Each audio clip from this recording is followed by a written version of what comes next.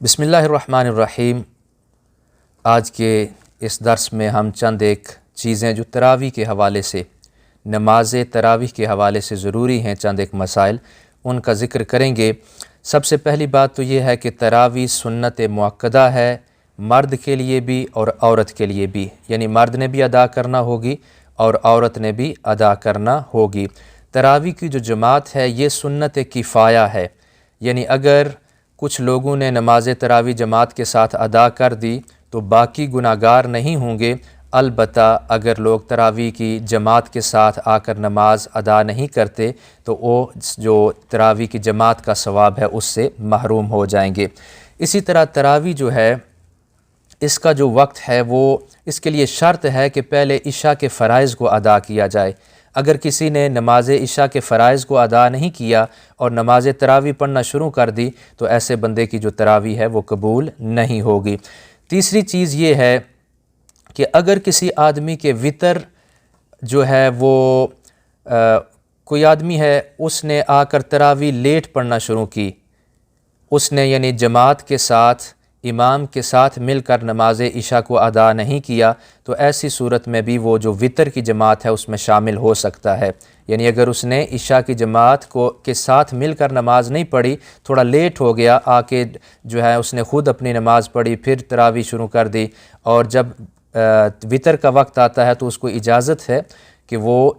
وطر جو ہیں وہ جماعت کے ساتھ ادا کر سکتا ہے۔ اسی طرح پورے قرآن پاک کا نماز تراویح کے اندر جو ہے سننا یا پڑھنا یہ بھی سنت ہے، اور اگر کوئی شخص تھوڑا بیمار ہے یا اس کی صحت تھوڑی کمزور ہے تو ایسے شخص کو بھی چاہیے کہ زمین پر بیٹھ کر تراویح پڑھے، اور اگر بیٹھ کر تراویح نہیں پڑھ سکتا تو پھر زمین پر نہیں بیٹھ سکتا تو کرسی پر بیٹھ کر نماز تراویح کو ادا کر لے، اور اگر اس کی صحت آدھی تراویح کی اجازت دیتی ہے تو آدھی کھڑے ہو کر پڑھ لے، آدھی تراویح کو بیٹھ کر ادا کر لے۔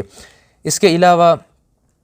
مساجد میں بعض اوقات آج کل یہ بھی ایک ٹرینڈ چل پڑا ہے کہ بلا ضرورت وہ خواہ مخواہ جو ہیں وہ آخری 10 صورتوں کے ساتھ نماز تراویح کو ادا کرتے ہیں۔ ایسا کرنا مناسب نہیں ہے۔ اگر کسی مسجد میں کوئی امام اویلیبل نہیں ہے تو ایسی صورت میں وہاں کے اگر باسی جو ہیں وہ نماز تراویح کو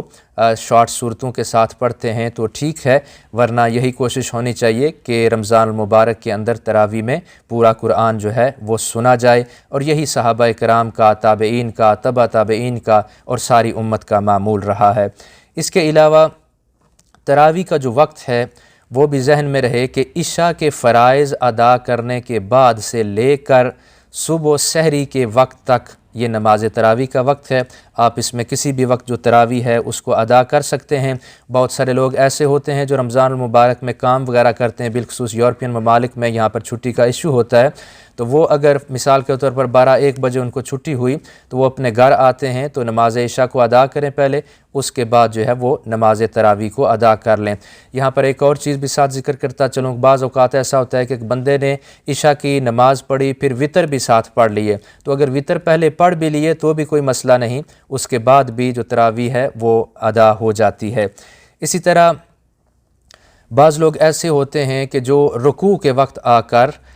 جماعت کے ساتھ ملتے ہیں، یعنی پیچھے بیٹھ جاتے ہیں، جب امام اللہ اکبر کہتا ہے تو دوڑ کر امام کے ساتھ مل جاتے ہیں۔ یہ انتہائی غیر مناسب طریقہ ہے، ایک منافقین کا طریقہ ہے، اور ایسا کرنے سے انسان سخت گناہگار ہوتا ہے۔ اگر اسے کوئی تھکاوٹ وغیرہ ہے تو اسے چاہیے کہ جتنی رکعت کھڑے ہو کر پڑھ سکتا ہے وہ کھڑے ہو کر پڑھے، باقی کو بیٹھ کر ادا کر لے۔ اسی طرح تراویح جو ہے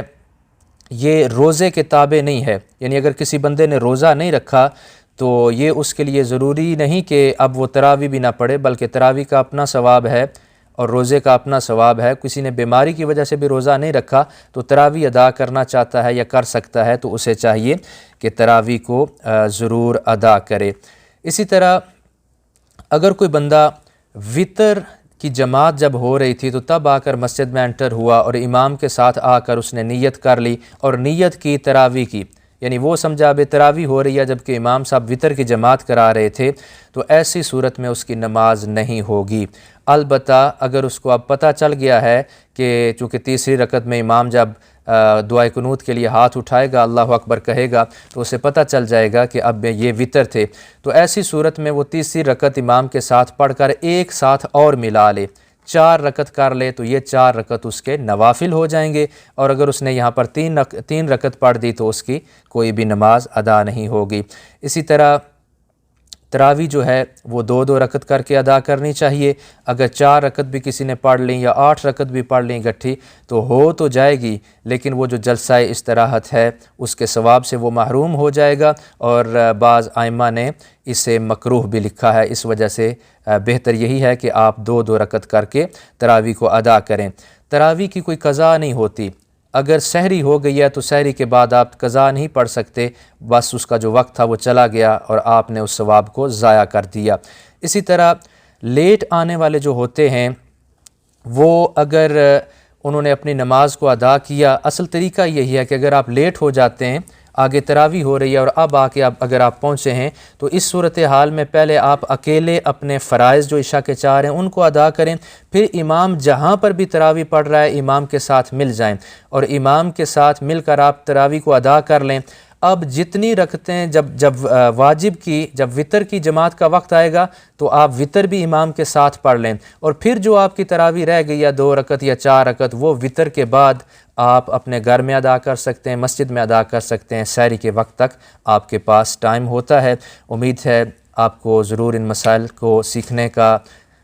اور ان کو سیکھ کر فائدہ ہوا ہوگا۔ اللہ تبارک و تعالیٰ سے دعا ہے کہ اللہ ہمیں رمضان المبارک کے قیام کی توفیق عطا فرمائے۔ والسلام علیکم ورحمۃ اللہ وبرکاتہ۔